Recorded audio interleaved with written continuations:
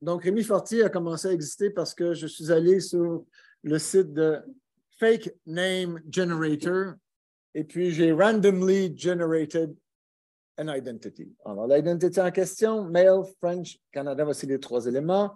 Et c'est m'est arrivé avec Rémi Fortier, 1451 Churchill Plaza à Sault-Sainte-Marie. Ça me donne le nom de sa mère, le nom de famille vient, j'ai son numéro d'assurance sociale, 694-804-584. C'est parce que si on veut travailler au Canada, on a besoin d'avoir son numéro d'assurance sociale. Ses coordonnées géolocalisées, son numéro de téléphone, sa date de naissance, le 1er mars 2003, il y a 19 ans. Bon, je vieillis un peu. Hein. Puis ChatGPT a fait encore mieux. Hein. Il a fait une carrière au complet avec le prix féminin et tout. Ça va vraiment bien. Son adresse courriel, son nom, son password, son website. Bon, avec un name generator, on peut comme ça fabriquer de toutes pièces des personnes. Dans ce cas-ci, c'est un profil de fiction, c'est-à-dire que Rémi Fortier a commencé à exister. Alors, vous avez ses caractéristiques, il n'est pas très grand, 5 et 7, il pèse 83,7 kg, c'est un O+. Vous voyez, il y a même son UPS tracking number. Attends, on peut se rendre loin. OK. Je suis allé, bien sûr, sur Facebook pour trouver les images de Rémi Fortier. Je suis allé sur LinkedIn pour me rendre compte qu'il y avait un Rémi Fortier qui existait bel et bien. Je suis allé sur Medium pour me rendre compte que, oh mon Dieu, mais il y avait un Rémi Fortier qui avait écrit des nouvelles et des textes littéraires sur Medium. Et c'est comme ça que sa carrière littéraire, bien sûr, a débuté. Je me suis mis sur Readsy, qui est une plateforme d'édition où on a le droit à un coach d'édition. Et là, rapidement, quelqu'un s'est présenté pour m'offrir ses services d'édition. À partir de les éditions régulières, qui est un générateur de... Hein, ce qui m'intéressait à l'automne passé, c'était en une soirée, bon, j'ai triché, j'ai dit 2 heures à mes étudiants, mais c'était 3. Puis après ça, j'ai vraiment perdu beaucoup de temps à niaiser, là, mais donc, j'ai été capable de créer comme ça une œuvre au complet avant même d'avoir la description faite par ChatGPT de l'œuvre. Donc, des pages couverture de ses principaux romans. Donc, vous allez sur les éditions régulières, puis ça vous donne un nom, puis ça vous génère des pages de romans. Donc, Les couleurs des oiseaux, Les cicatrices des vagues, La progéniture des camarades, et bien sûr, son best-seller de 2021, De l'humanité, bien sûr, par Rémi Fortier. Alors là, par la suite, j'ai commencé à m'amuser cette fois-ci avec un générateur d'images. L'invitation, je l'ai faite en anglais parce que là, ce n'était pas juste ChatGPT, mais c'est plutôt Suspense, un des générateurs d'images comme DALL-E. Là.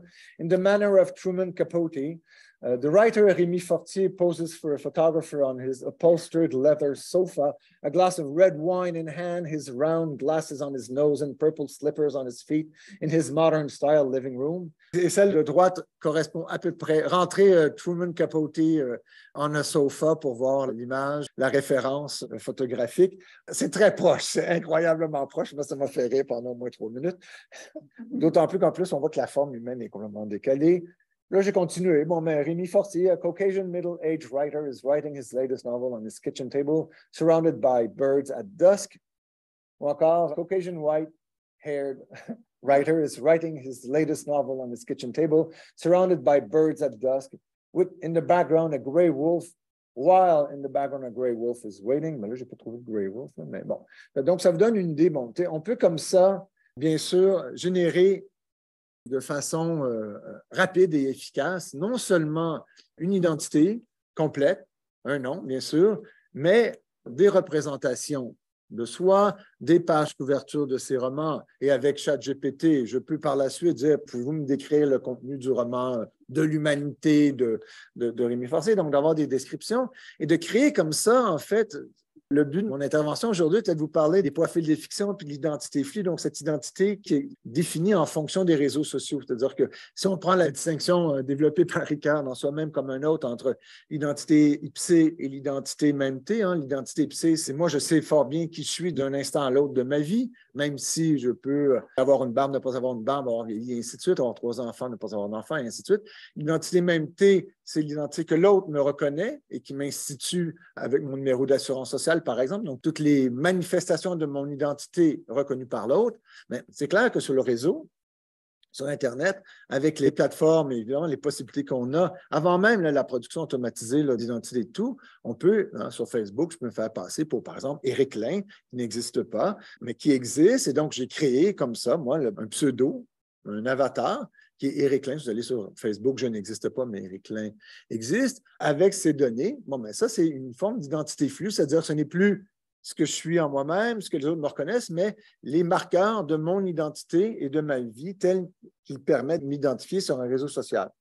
Je peux tricher, je peux faire n'importe quoi, je peux être différent de ce que je présente, et ainsi de suite. Donc, l'idée de l'identité flux, c'était de développer un contrepoint à l'opposition initiale de l'identité ipsée, l'identité MEMT de Paul Ricoeur, et de la réimaginer en fonction des formes de l'extimité telles qu'en parle Tisseron, ou encore du moi écran tel qu'en parle Christine Bussy-Glucksmann. Donc, de se dire, OK, quelles sont les formes identitaires qui existent sur le réseau? Et on se rend compte que ce qui avait été pourtant très bien développé par Paul Ricoeur, mais avant, bien sûr, même l'arrivée d'Internet, ne peut pas répondre à la question parce que maintenant, il y a une nouvelle forme identitaire qui existe à la croisée, bien sûr, de l'ipséité et de la MEMT, parce que, évidemment, maintenant, ce n'est plus l'intimité qui prédomine dans la façon dont nous nous présentons à l'autre, mais bel et bien l'extimité, c'est-à-dire l'ensemble des signaux qu'on met. À partir du moment où nous sommes dans ces formes-là d'extimité, l'idée des profils de fiction vient rapidement en tête, mais aussi la capacité qu'on a maintenant de pouvoir générer, en fait, non seulement cette identité, comme dans un film d'espionnage, on peut faire la même chose, mais alors là, créer en fait des personnages, créer des personnes, créer des identités flux qui n'existent que sur le réseau, mais en fait qui peuvent avoir toutes les formes d'authenticité d'une identité, en guillemets, réelle. C'est pour ça que j'ai un peu haché ma présentation, puis je l'ai remise un peu à l'envers en jouant sur comment, avec un générateur de texte, donc avec un agent conversationnel, on peut maintenant, si on est capable de bien formuler des commandes ou des invites, des prompts en anglais, eh bien, on parvient à obtenir des résultats qui sont tout à fait fascinants. Et des résultats, en fait, qu'on pourrait très difficilement identifier comme étant non humains, comme étant artificiels plutôt que naturels. Et dans ce sens-là, c'est clair que la zone d'ombre, qui existe déjà sur Internet depuis longtemps, je pense que l'idée de l'identité flux est là pour rendre compte de cette zone de négociation constante sur nos questions identitaires. Alors là, en fait, ces questions-là sont devenues maintenant ont une profondeur encore plus grande compte tenu de la capacité qu'aurait un agent conversationnel de meubler littéralement cette vie-là. J'aurais pu repartir sur un dialogue que j'ai eu avec ChatGPT sur l'oubli. J'ai beaucoup travaillé sur l'oubli, j'ai beaucoup travaillé sur les labyrinthes et l'oubli, les formes d'oubli et de perte de mémoire, et j'ai demandé en fait à Chat de me définir l'oubli. Et c'est extraordinaire parce qu'il me définit l'oubli en fonction vraiment des conceptions rationnelles, usuelles de l'oubli. Donc, c'est-à-dire, il y a la mémoire et l'oubli, c'est le contre-coup de la mémoire, c'est ce qui manque à la mémoire quand la mémoire ne fonctionne pas. Et ce dialogue m'a permis de comprendre que non seulement ChatGPT est capable de parler de lui-même, il est aussi capable de parler de notre propre humanité. Donc, vous lui demandez de définir la conscience, vous lui demandez de définir le rêve, vous lui demandez de définir l'être humain, vous lui demandez de définir l'oubli, et il va vous répondre. Il s'est fait une représentation, la base de connaissances qui est derrière, s'est fait une représentation de ce que nous sommes comme êtres humains. Bon, à partir du moment où on en est là, où allons-nous?